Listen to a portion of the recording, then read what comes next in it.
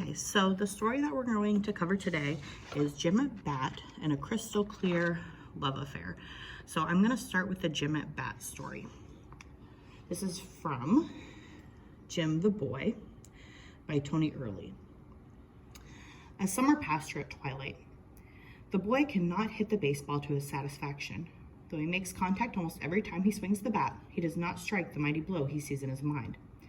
The ball does not leap scalding into the sky, but hops into the tall grass as if startled by a noise. It buzzes mildly, a dying beetle tied up to a piece of thread, and rolls to a disappointing stop. Uncle Zeno pitches.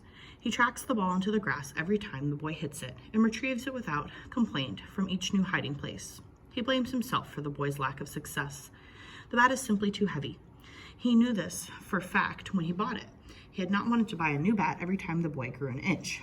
He silently chides himself for being cheap.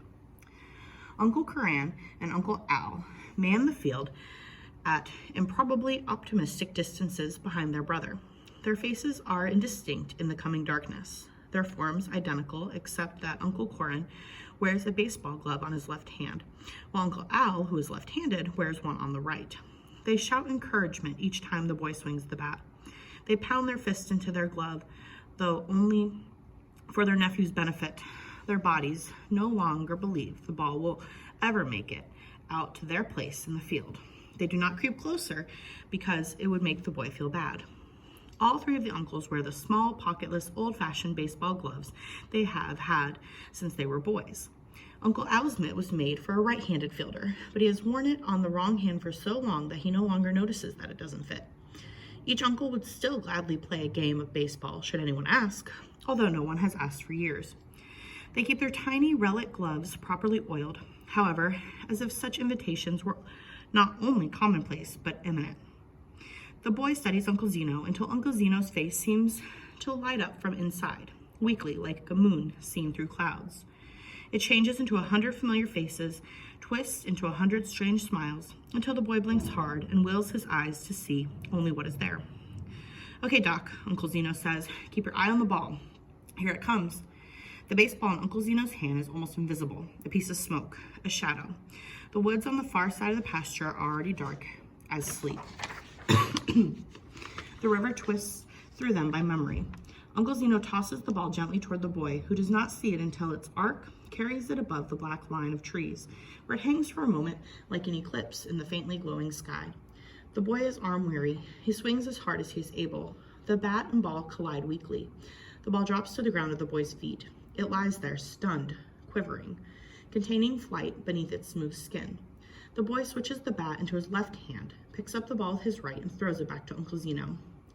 "I hit it just about every time," the boy says. "Batter, batter, batter, batter," Uncle Al chirps in the field. "Say what a say, what a say, what a say," chants Uncle Curran in the ancient sing-songs of ball players. The uncles are singing to the boy. He has never heard anything so beautiful. He does not want it to stop. "Okay, Doc," says Uncle Zeno. "One more. Now watch." Okay, so remember with these, we go from the story right to the questions.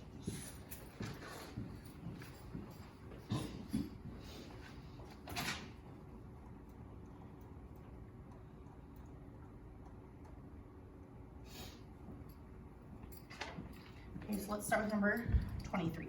Which word best helps the reader understand the meaning of the word indistinct in paragraph 4? So you need to go back to paragraph 4 and figure out what helps us understand what indistinct means. Now, if you don't know what indistinct means, you need to look that up. Indistinct means hard to make out.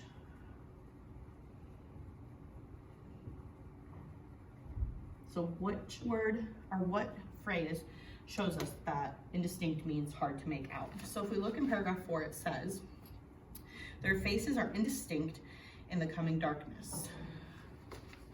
Okay, so what tells us it's hard to make out? The fact that it's getting dark. Okay, that's how we do this kind of question. Make sure you know what the word means, what tells us that it's hard to make out. That they're manning the field does not tell us that it's hard to make out. Okay, that just means they're watching the field. Behind the brother, this shows how far behind he is, but that doesn't mean that their faces are hard to make out. He's just they're just further back.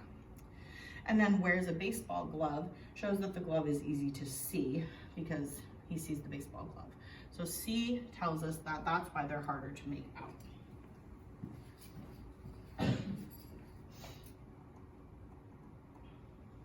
Okay, 24.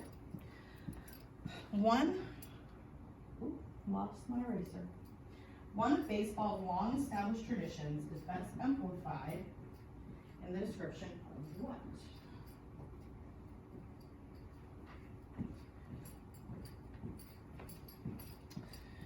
This one's kind of hard because you would need to know a little bit about baseball and their traditions. But how he swings the bat in paragraph 8, it demonstrates how he's struggling. That doesn't show us a tradition, so F doesn't work. G says Uncle Zeno on the pitcher's mound in paragraph 6. Again, that's just where he is. It doesn't show us a tradition. How the uncles chant in paragraphs 10 and 11. They're doing like the hey, bada, bada, bada, swing deal there. And that, I want to find where it says it. 10, 11. It says an ancient sing-song of baseball players. So that tells us that it's a tradition, so keep H. And J, the woods on the far side of the pasture in paragraph 8. So the woods just show us the setting, they don't give us a tradition. The only one giving us a tradition is the chanting and them singing to the boy.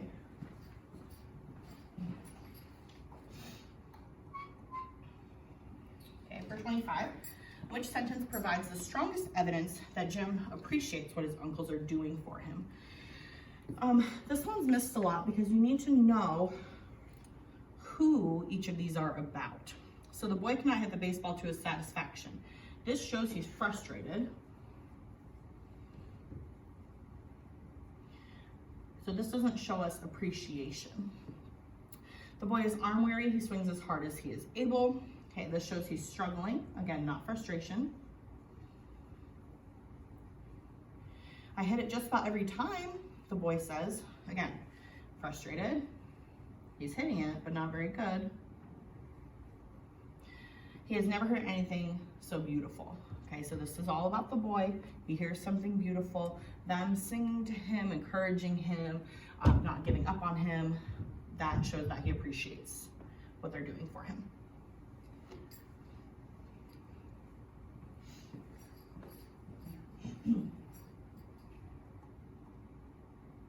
Okay, I've said it a million times, but remember when you get a box with a quote in it, just focus on that quote. This one says, the ball drops to the ground at the boy's feet. It lies there stunned, quivering, containing flight beneath its smooth skin. The question is, why does the author use personification in this quote? So I've told you guys, knowing the definition of personification will help you with these kinds of questions. You don't need to know the definition. It's not going to be one of your answer choices, but you have to know what this means in order to get the right answer. So we know personification is giving human qualities to something not human. So giving human qualities to something that is not human. Okay? So, why does he use the personification?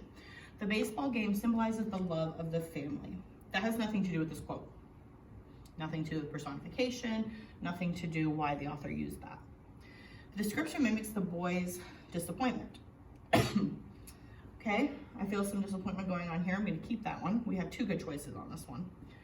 The author is comparing the ball to a bird. I'm going to keep that one. And J, the author is showing the distance the ball has traveled. Yeah, but that's not why he uses personification. It didn't go very far. G and H are the ones students are always between.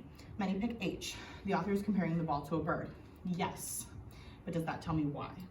If this says, what is the personification used in this quote, that the author is comparing the ball to a bird, then yes, but it says why. Why is he comparing the ball to a bird? It's to show he's disappointed. The ball drops to the ground at the boy's feet. It lies there stunned, like a bird, quivering, containing flight beneath its smooth skin. It can't go anywhere, it can't go any further. The boy's disappointed. Okay, the ball doesn't make it as far as he wants it to.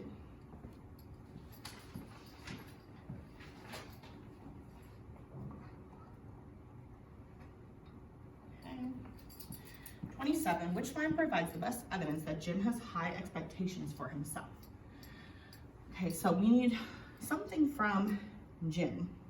And I know they call him Doc, and I get that a lot too. They're like, who's Doc? It must just be a nickname. I haven't read the whole story. Which line provides the best evidence that he has high expectations for himself? He does not strike the mighty blow he sees in his mind. Well, he expects to do well,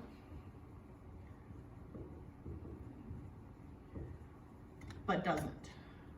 Okay, so that shows he has high expectations. He blames himself for the boy's lack of success. That isn't even Jim. This is the uncle who blames himself. He does not want it to stop. Okay, this doesn't show any expectations. And he silently chides himself for being cheap. Again, that's also the uncle.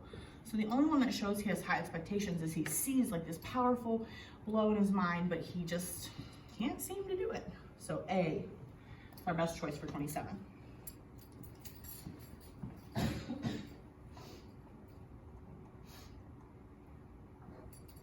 28. From paragraph 5, the reader can infer that the three uncles, so the uncles, think that winning is important. They're really just in it for fun. They want the kid to do better, but they don't think it's everything.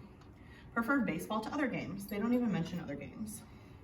Miss the days of their youth. Well, they kept their old gloves. They keep looking back. It says that they would play anytime if anybody asked them to, so maybe. Used to play baseball professionally. It mentions that they have gloves from when they were kids, but nothing says that they have anything that would show that they are professionals. So H is our best choice on this one. Okay, so for the next questions, you need to read A Crystal Clear Love Affair. So I'm going to read that one.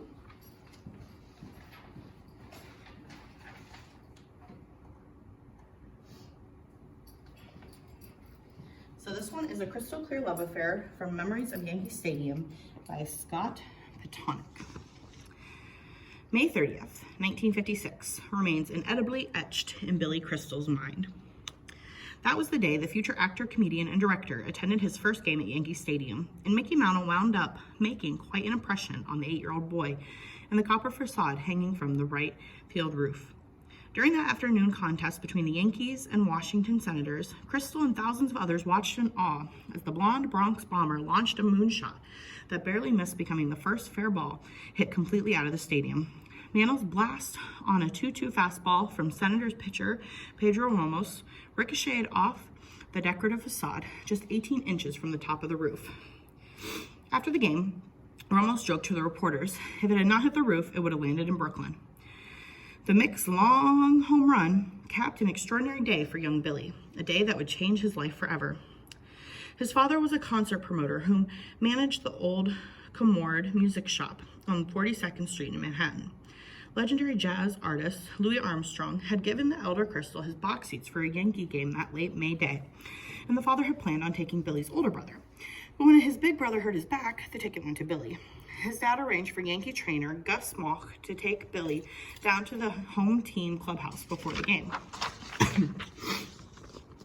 You can imagine how exciting this was for a little kid, Crystal told the New York Times in 1998 interview. Gus came out and talked to us and then took my program inside and brought it out with all the signatures on it. Yankees manager Casey Stengel came out in the hall, and I remember saying, "Who's pitching today, Casey?" And he looked at me and said, "You are, kid." Stood up. How could you not be a Yankees fan after that? Mantle became his idol, and the stadium the center of his young universe. Crystal would make the 90-minute trek on the Long Island Railroad to the famed ballpark about 25 times a season after that memorable day. And he and the neighborhood kids in the New York suburb of Long Beach would play baseball in the summers from sunrise to sunset. Crystal blossomed into an outstanding second baseman and earned a baseball scholarship to Marshall University in West Virginia. But his baseball playing days ended when the school dropped the program his freshman year. He wound up returning to the metropolitan area and eventually studied film and television at New York University, where one of his professors was Academy Award winner Martin Scorsese. After working for several years as a stand-up comic, Crystal left Long Island for Hollywood in 1976, and a year later got his big break when he landed the role of the gay character Jody Dallas on the ABC sitcom Soap.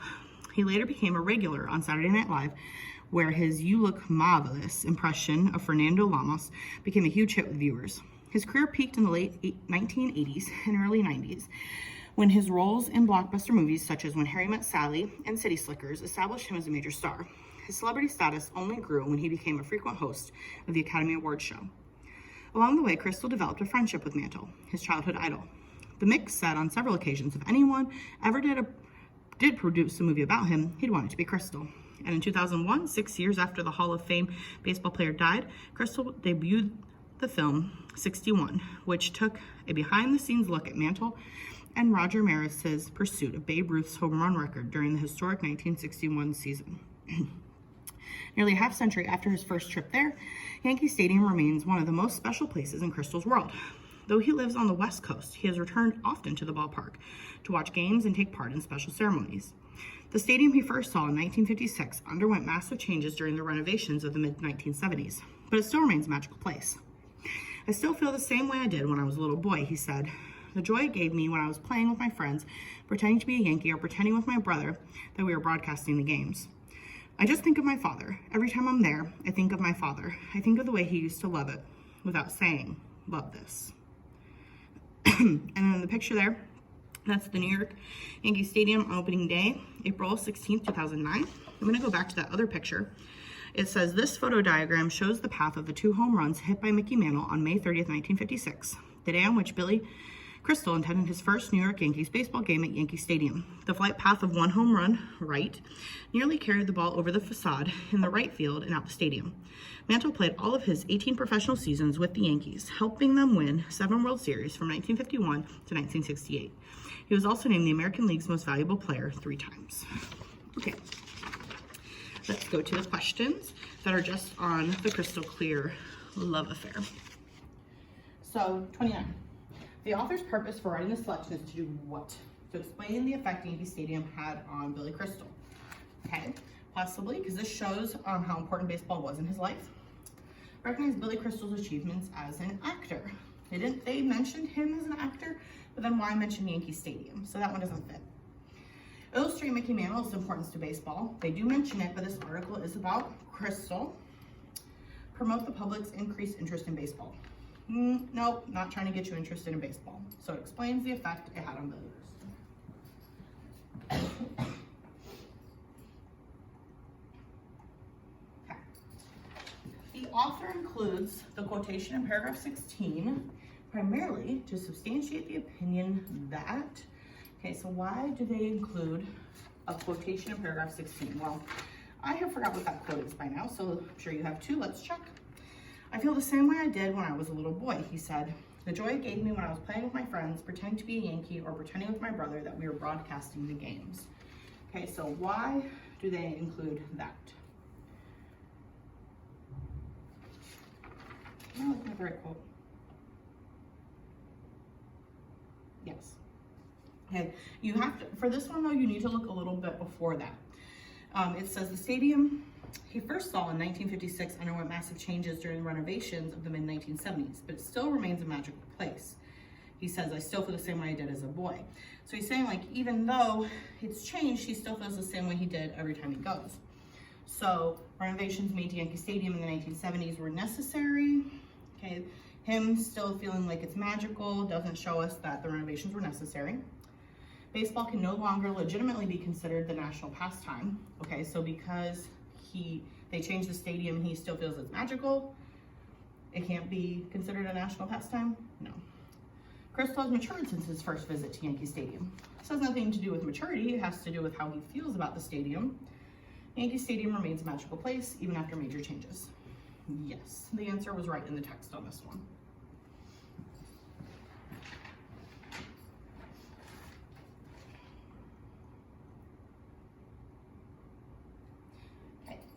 From paragraph 9, the reader can infer that Crystal was what? So we have to look back at paragraph 9 and paragraph 9 only for this one. Crystal would make the 90-minute trek on the Long Island Railroad to the famed ballpark about 25 times a season after that memorable day. And he and the neighborhood kids in the New York suburb of Long Beach would play baseball in the summers from sunrise to sunset. So we can infer he was not interested in career as an actor when he was a teenager. We don't know that. We know he is interested in sports, but we don't know that he wasn't interested in acting too, so get rid of that. Determined to be a professional baseball player. Okay, just because he traveled a lot doesn't mean he wanted to be a professional baseball player. It does mention this in the article, but not in that paragraph, so no. An incredibly dedicated baseball fan. Yeah, traveling 90 minutes. Interested in baseball primarily as a way to please his father. Again, no, he decided he liked it. He was dedicated. He traveled to go and see games.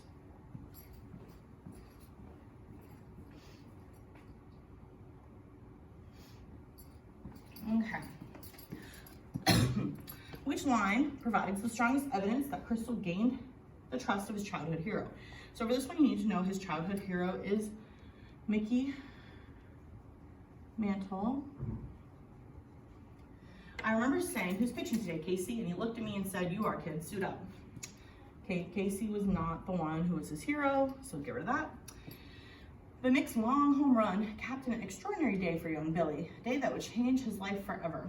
But does this show that he gained Mick's trust? At this point, Mickey doesn't even know who Billy Crystal is. Nearly half a century after his first trip there, Yankee Stadium remains one of the most special places in Crystal's world. He says nothing about Mickey. But Mick said on several occasions if anyone ever did produce a movie about him, he'd want it to be Crystal. That shows that he trusts him to really relay who he was.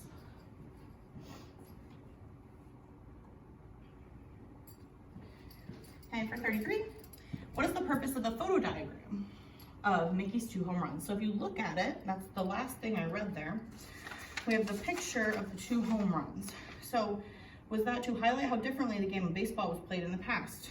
We're not comparing anything with that picture. To show where Crystal was sitting when Mantle hit the home run. A lot of people pick this answer. When I look at it, a million times, it doesn't show me anywhere where Crystal was sitting. To represent a typical home run, or to compare the paths the home runs took.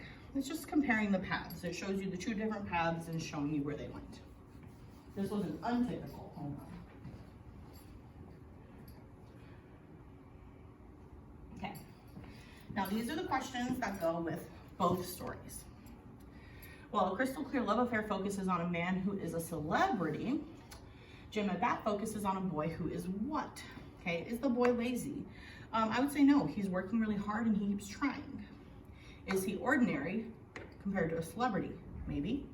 Is he selfish? I didn't see him doing anything selfish. And is he proud? He actually doesn't seem proud. He's frustrated with his lack of ability. So the only one I would go with is he's ordinary compared to being a celebrity. We're comparing the 2.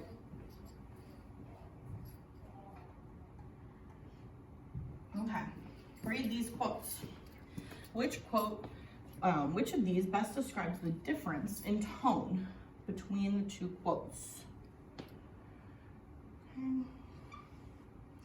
Tone, authors, attitude.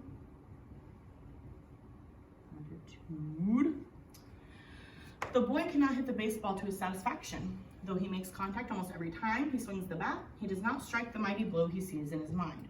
Remember, when we do these, we only look at the first part. So, impassioned, discouraged, admiring, informative. So, impassioned would mean showing great emotion. I don't think that this shows great emotion, so I'm going to get rid of that one. Discouraged. We already answered a question with this quote, that he is disappointed in himself. So I think he is discouraged. Is he admiring? I don't see him admiring anything. And informative, is it giving us information? Don't see anything informative.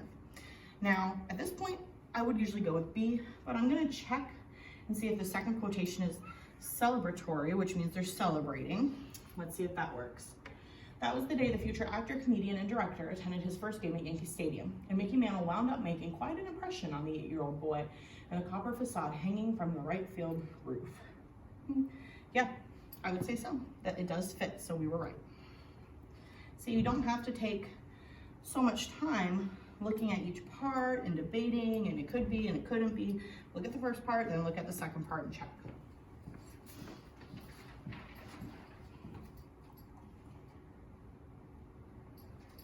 Both selections explore the theme, the message of baseball.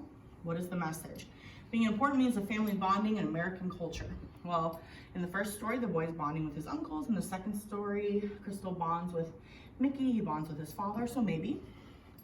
No longer being the innocent American pastime it once was. I didn't see that in either passage. Providing children with famous role models to idolize. In the second one, but not in the first one. Helping many children escape a bleak home life. Maybe in the first one, but his life doesn't seem too bad, but definitely not the second one. So F is our best choice. Last one. And this is the one that's missed a lot because people think this is too easy. And you pick something you don't know what it means when it's a very simple answer. Which element is the same for both selections? Genre. Genre is like fiction, poetry, nonfiction. Here we had a fiction and nonfiction, so they can't be the same. The subject matter, both are about baseball, so maybe. The tone, we just did a question where the tones were different, so no. And the writing style, no, the writing styles were different. One's fiction, one's nonfiction, so the subject matter.